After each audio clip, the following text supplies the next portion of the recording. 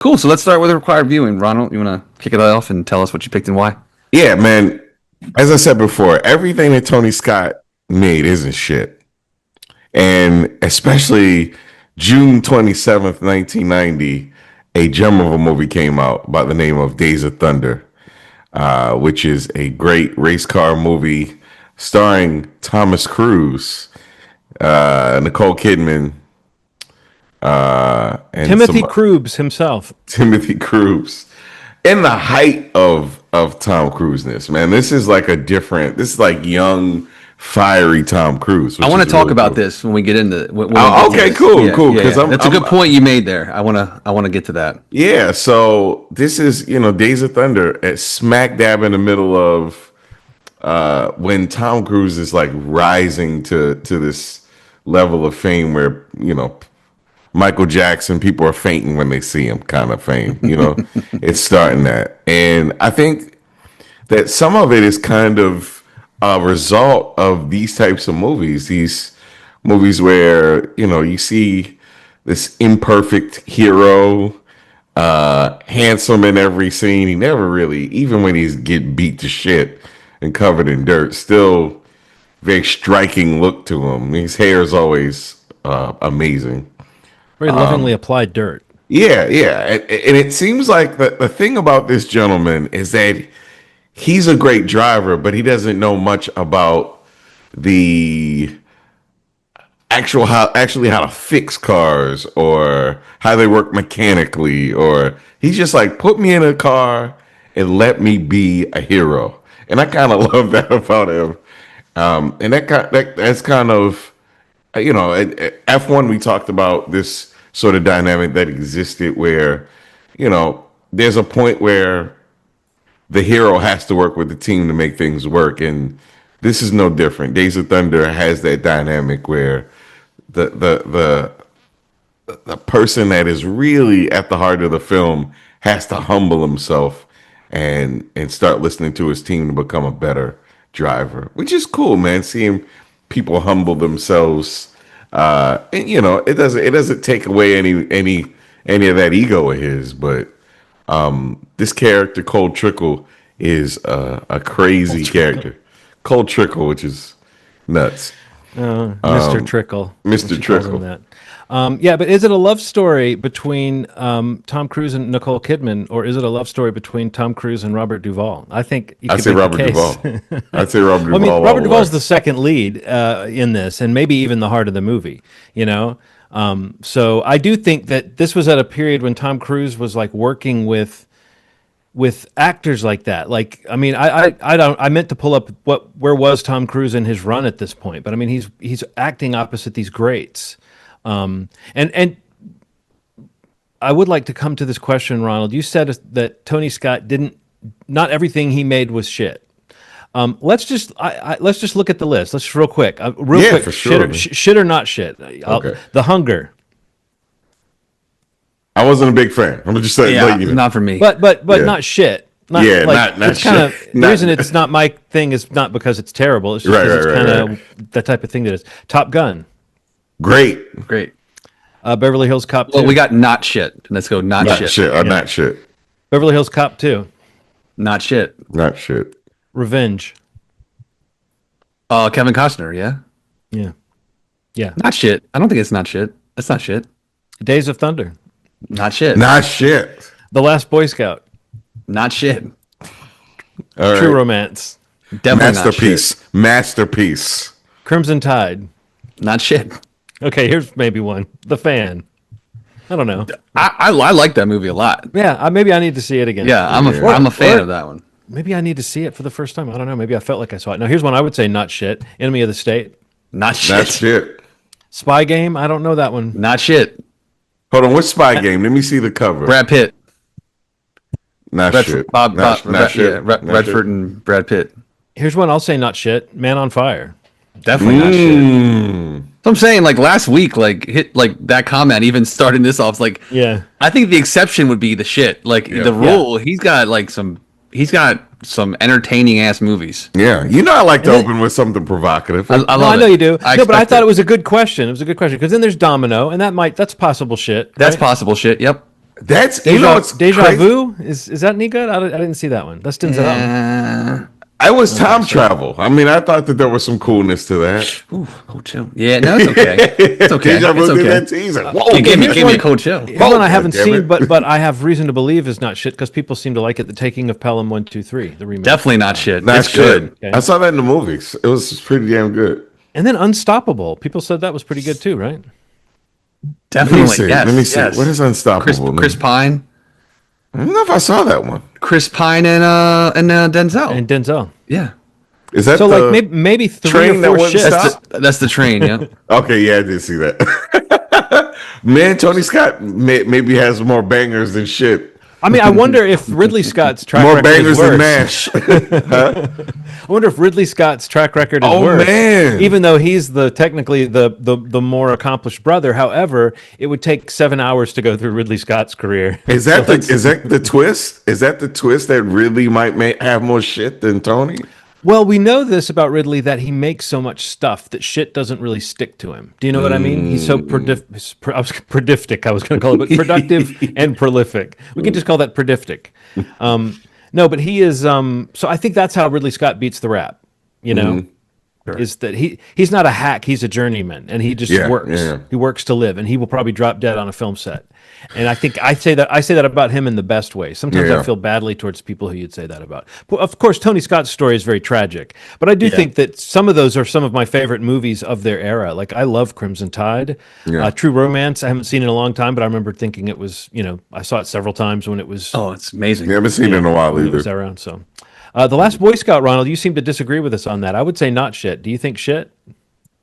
I love The Last Boy Scout. It's a I Shane need to what Black you're talking script. about. It's I really need to funny, see it right? again. I need to see it again. It was an HBO movie that I think this was just sheer volume. I was like, I don't want to see this anymore. It was like it was an HBO movie. But yeah, man, like I only say that just to joke around, but honestly, Well, I wasn't man, trying to call you on anything in a serious way. I just thought it was since we're talking about one of his movies, it's an interesting question because I do think that image persists that he was sort of a hack or sort of a less like a lesser than to his brother maybe. But I think that he's made some pretty huge movies. They're very slick. The argument could be that he makes more solid movies. I mean, just like things that kind of stick to your ribs. Like a lot of these movies you're naming are like formative movies. Like I remember them being like staples on everything. Like they played them a million times. These were like staple HBO movies. Like and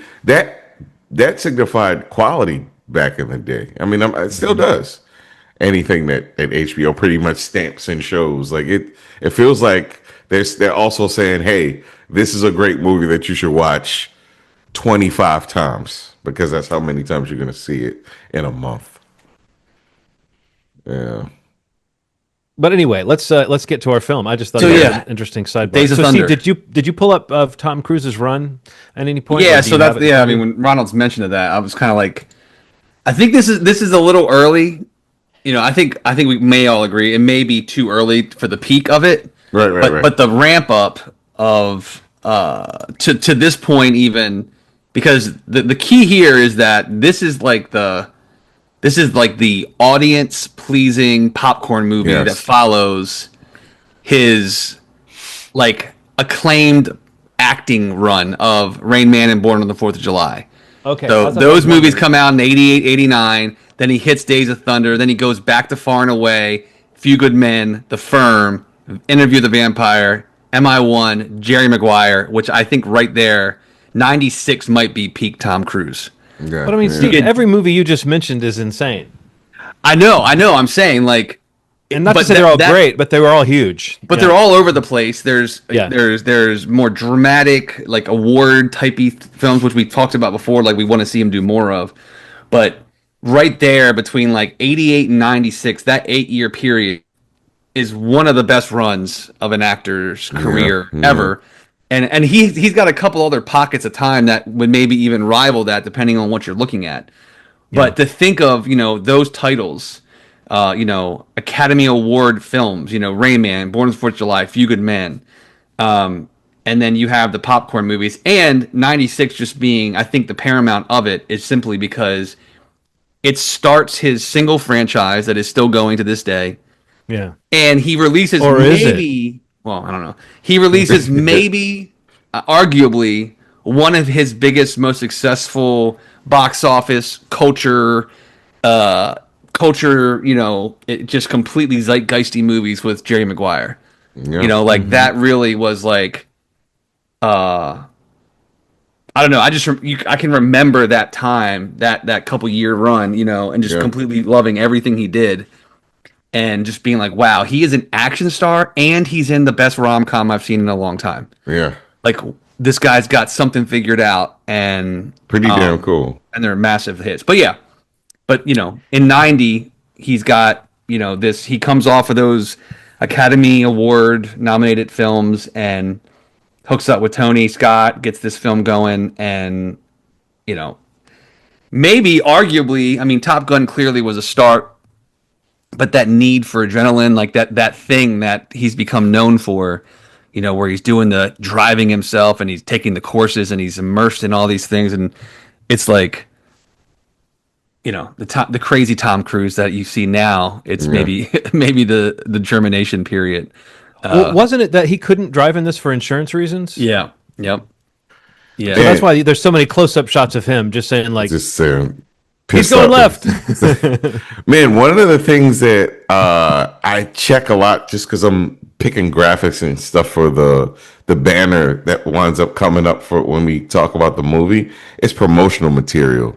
Yeah. Man, there was literally a sign that came out in the night in 1990 that just said "Cruise" in neon letters, like no Days of Thunder, Okay, yeah. just Cruise. I mean, this is the beginning. That's all you needed. And I remember Cruise Like Thunder. I remember the Cruise Like Thunder shirts, Yeah. and the banners and the stuff that you'd see everywhere. But the fact that his name is just plastered in neon in that like old school. I think about the iguana on a skateboard. I think about that yeah. style of graphic. Yeah, man, like this was the beginning, man, and it had some cool ass merch with it. Like I do like that. There was like this is kind of that time where there's a perfect mix of like advertisement, cool graphics and Tom Cruise and something to celebrate, like him in cool ass expensive cars. That Well, kind also of the like the racing, like I mean, even in the picture I have, they're wearing mellow yellow shirts. yeah, yeah. I was gonna like say, the- I think the- the mellow yellow, that was maybe peak mellow yellow. But like peak mellow yellow, but also just it's a world where advertising is everywhere, and so in the movie there's just logos everywhere, and it's like I'm sure that helped, like with the movie getting in on some of these locations where they were shooting and the deals that were made. So yeah, it is a very commercialized movie kind of arriving in that form. I heard someone, I don't know where it was, that I heard someone refer to this movie as Timu Top Gun. Wow. and That's a and I good think one. I mean, it's good. I- It's good. I think it follows the mark, like, and it is a thing where you kind of want Rowdy to die. I mean, for the movie to really have heft, you feel like Rowdy should die, but then you realize, oh, that's what they did. That's what they did with Goose in Top Gun. So probably they wouldn't kill. You know what I mean? The buddy dying in the middle of this would have seemed a little too much like that. But in the beginning of the movie, you were feeling, or at least I was going, man, someone's going to die on the track, and it's got to be Michael Rooker because it just seems like that's where this story's going. But instead, we get this kind of storyline with his brain injury. I don't know how. I feel like the middle of the movie drags a little bit for me with some of that stuff. But I do think that like anything that would have made this movie, just because I'm not into cars, that would have made this movie kind of uninteresting to me like when it came out, like just because it's not my kind of thing. Now it feels kind of quaint and kind of charming to see a movie made in 1990 that's like got footage that looks as good as this. Some of the scenes are just amazing looking, and also that have these actors doing things opposite each other. I mean, like Tom Cruise is definitely turning up. We're talking about how he's kind of forming his persona, but early Tom Cruise performances, he does these like gear shifts where he's just like yelling and he's so intense, and it's like it's not as modulated as what he might do later, but it also like I said, he's in a scene with Robert Duvall. He's Yeah. like the year before, he's in a movie directed by Oliver Stone, who was huge at that point. The year before that, he was in a movie opposite Dustin Hoffman. Like here's a Yeah. guy who's always tried to take on some kind of challenge. We think of him now as the guy who wants to like ride a motorcycle up the Great Wall of China or whatever, but which he probably will do. But or he wants to get shot out of a catapult or whatever. But like earlier he had the same attitude, but it seemed to be like towards working with these name directors or working with these big actors. So it is funny to see this kind of almost a parody of Tom Cruise. Like this performance in this, like even the way they have him styled with the button-down shirts with the top buttoned on and the sports coat and like the tight jeans, everything about him is like designed to like Tom Cruise is supposed to be kind of like he's the pretty boy, but he's also the dirty guy who just rides up on a motorcycle through the smoke cloud. It's he's very mythologized in this movie, and it made me think about how often he's had a big entrance in his movies. Where his character shows up, and it's like everyone's going, "Who's this driver you're talking about?" He's the guy that everybody's talking about before he shows up. So, but it's interesting to see him at this early point in his career where he's still like, I don't know, it seems like he's trying to prove that he's got the stuff to be a dramatic actor. And so he's really turning it up.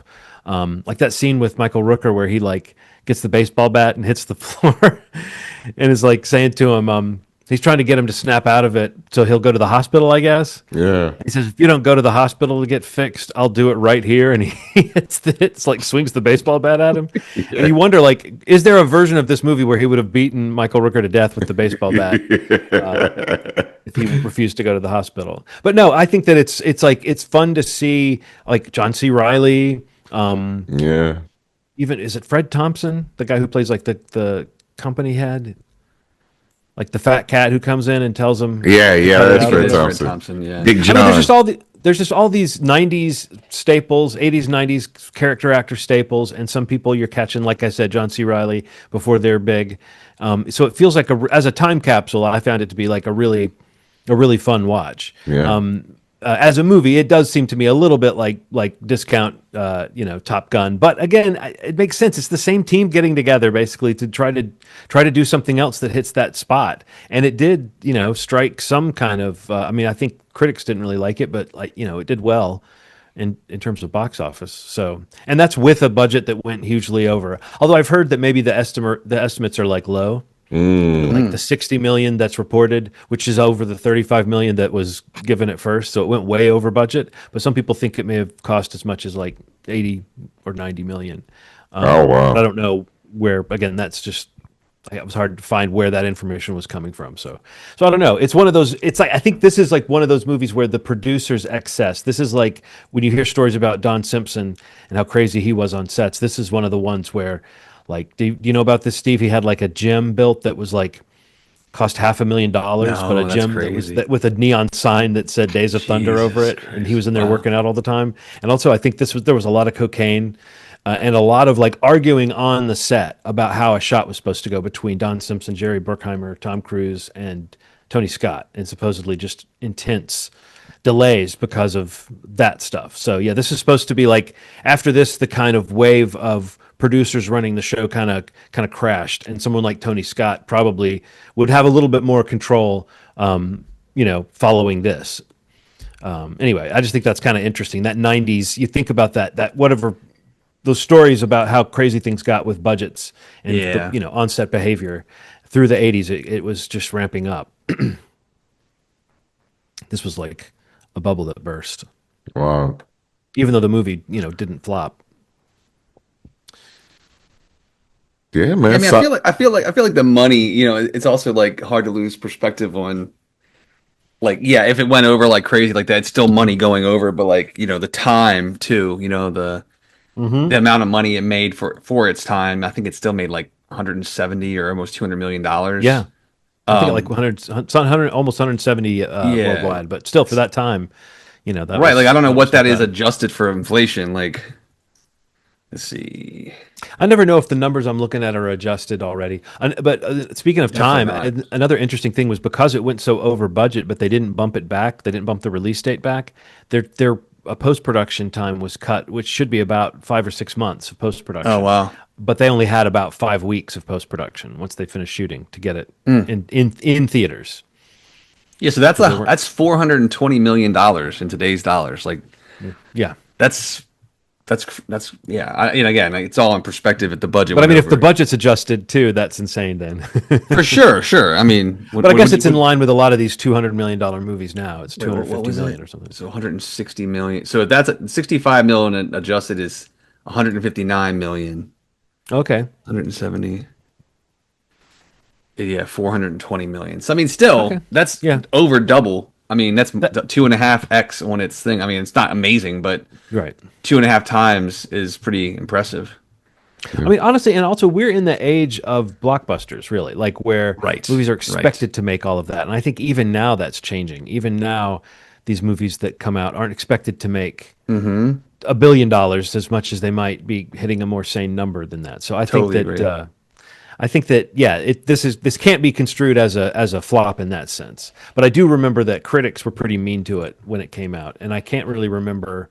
I don't know. It seemed when I was surprised it was 1990. That seemed earlier than I thought it was, because I feel like I was a little older when this movie came out. But I think it's just that this kind of went by me and I didn't see it. So in my mind, it was just I had it pegged as later in the 90s. Because I really only talked about it ever years later when I had a coworker. I think I told you guys when we watched Magnolia that I had a coworker at one time who was super into Tom Cruise, and this was one of her favorite movies. So I think this might be for some people like a lot of people. I think he's got like nice poofy hair in Yeah, this. And dude. he likes it when they play a prank on him with a fake state trooper. Yeah. He grabs his junk. A lot of Tom Cruise's junk being grabbed in this Yeah. movie. It's all kinds of ding-a-ling grabbing.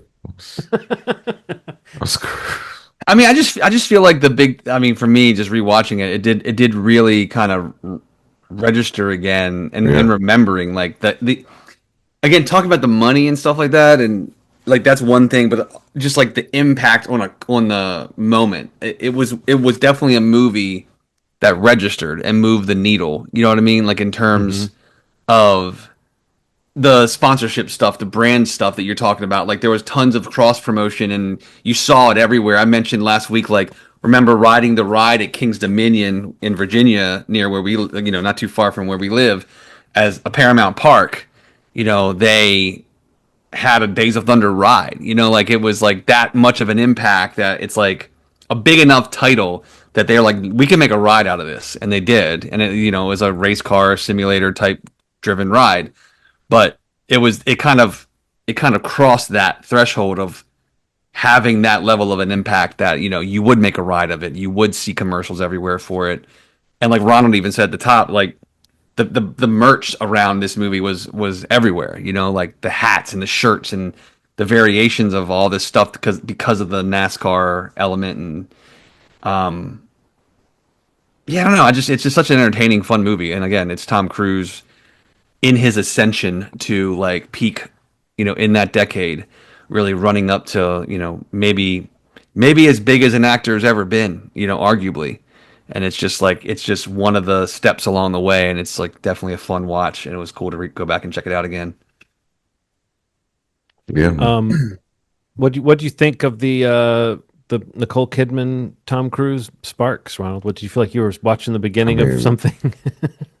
Nicole Kidman is just beautiful in this movie, man. Like it's wild seeing how she's like real striking and tall. I thought she was taller. Maybe she's tall. Is she tall? Yeah, she's tall. Okay, she seems tall in this, but then Like when almost she's 6 foot, I think. Yeah. then when she's I think near it's one of the Thomas- last times it's one of the last times that they didn't like really stick him up on an apple. I think because I think you Okay. can really you can Right, see right, their right. height difference in this a little bit more than you would later. Right, I guess, right. Later, I think he's got the lifts or he's standing on something. and like in this movie, he's always like sitting down, and she's so it kind of like doesn't make it quite as obvious. He's like being treated and running after her, and Yeah. she gets in the car really quickly. There's a lot of like somebody was very considerate of Tom Cruise in this movie in terms of height. But She's yeah, in the man. car and he's leaning in the window. Yeah, You're right. yeah, it's like a where lot you of can't like peg it. Yeah. Yeah, it's when he's no like when face to he's face. running after her and harassing Yeah. her. I like that he like kisses her in the middle of the physical and then runs after her and says, "Why are you ignoring me?" Yeah. And she basically is like, I've been wanting you forever. She just kind of melts down and starts slobbing him down, which I think is How really old was she in this? Because isn't she like the best neurologist in the area or something? yeah, yeah, yeah. But like I She don't know. I guess I believe that she looks like she was in her 20s though. there's something about like doesn't she seem like much more of an adult than he is? Like even though there's like a little bit of an age gap, like he seems old. He is older than her in real life, but there's something about the dynamic in that movie, man. She seems like she's a good 15 years older than him. Not physically, just like She's more He was mature she was seeming. 22 years old when that movie came out. wow. Can you believe that? No. He was No. 27. Yeah. He's 5 years older. It seems the She other was way around. 22. She just had like a Well, older, she looks mature she person. looks 22 though. That's is the problem. But I know what you mean in terms of the way the characters are performed. Oh yeah, Yeah. yeah, for sure, for He sure. seems more boyish in some ways, like than she seems. She seems more mature. You can't tell, man. Like, we're in this era now. I mean, this doesn't quite apply back then. People take so much better care of themselves now. There's like a point now where like somebody could be in front of me and be like, "I'm 57," and you'd be like, "All right." I mean, I Yeah, thought that you were whatever that 32. means. Yeah, Yeah. whatever. I thought you were 32, but like, people take such good care of themselves now. It's like skin treatment. I don't know what it is, man, but something eating's different. People exercise a lot. But yeah, Nicole Kidman looks great, and she looks like a 90s 22 though. What you referred to is a 1990s 22, which is like A little bit older. Yeah, a little bit older, like Yeah. which is now you'd be like, what is this 30-year-old doing with it? Just the way people age now? They look a lot younger. It's just strange. I don't know when Yeah. that happened. I was looking at my yearbook and I was like, who are those old people in this yearbook? And they're just people my age. But yeah, but yeah, there's something about the way she's presented in this. You're right. That just she skews older, just older than him.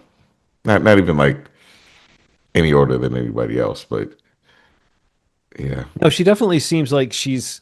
Again, it's just like she feels. You have to really go. All right, I guess I believe that she's in this North Carolina town and that she's the best neurologist in the area or whatever. And she really does seem to me to be every bit of 22. Yeah, But yeah. but also just their dynamic is so funny. That's just not the way you would write the key romance now. You wouldn't have him kind of bothering her quite so Yeah. much, you know. But I mean, that's just the way they did it then. It was to Just have the Pepe guy Le be like- Pewing all over the goddamn. pretty much, yeah. A Pepe That's Le a good way Pewing to all over the describe it. place. Yeah, it's a little crazy, but fun movie, man. Very good. Tony Scott. We give this one a thumbs up and a go ahead see this thing. Yes, 35 years later, go see this thing. Yeah, go Yeah. see the movie we just potentially Yeah. spoiled.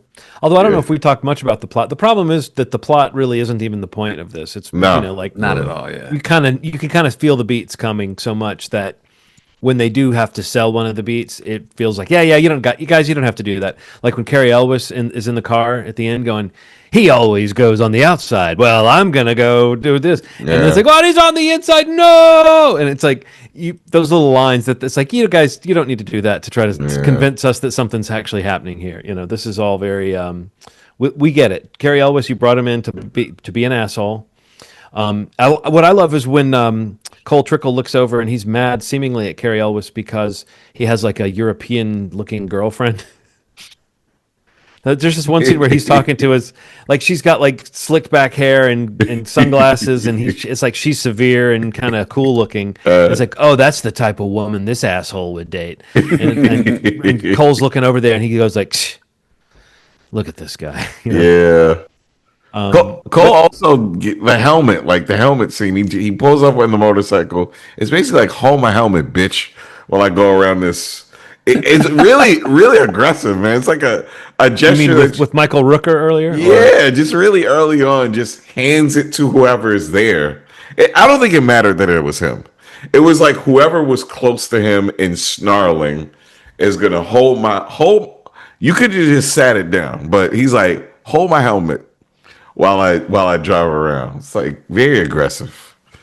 Well, that whole scene is him and Michael Rooker though, like trying to one up each other because then Michael Rooker goes and sits on his bike, which is like Aggressive, man. yeah, man.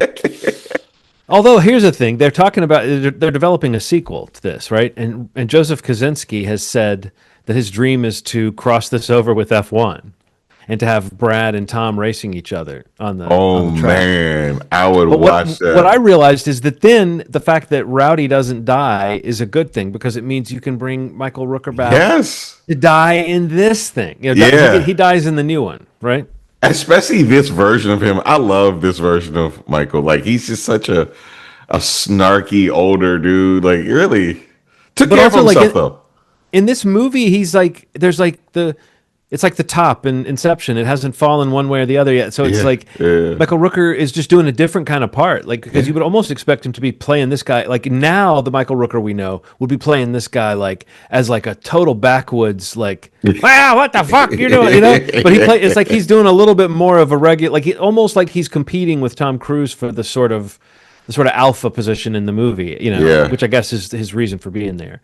You know, it's an interesting little script idea that he's the one you would think would be the rival, and then he gets taken out, and then but I don't know that Carrie Elwes's character ever really emerges for me as like a character the way that Michael Rooker is a character in my mind. Like, there's no scene like frankly, the wheelchair race at the hospital might be my favorite scene in the thing, because it's just like the competition between these two guys is something to see, and it feels kind of almost legitimate. Like, almost feels like on set, Michael Rooker and Tom Cruise would be the sort of actors to be like trying to get each other's goat a little bit, you know. So you feel that.